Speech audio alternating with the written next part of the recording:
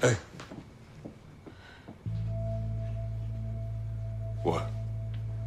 I know you got a lot going on right now, but there's something I need to tell you. Okay. I'm just gonna say it. Say what? The DNA sample I took from Gravedigger matches your DNA. What?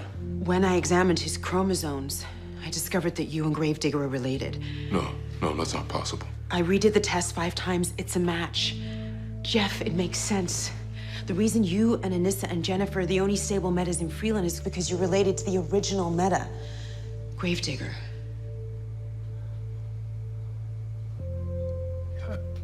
I had a great uncle that everyone said died during World War II.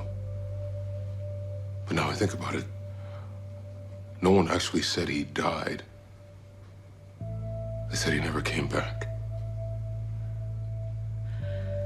Gravedigger's your great uncle.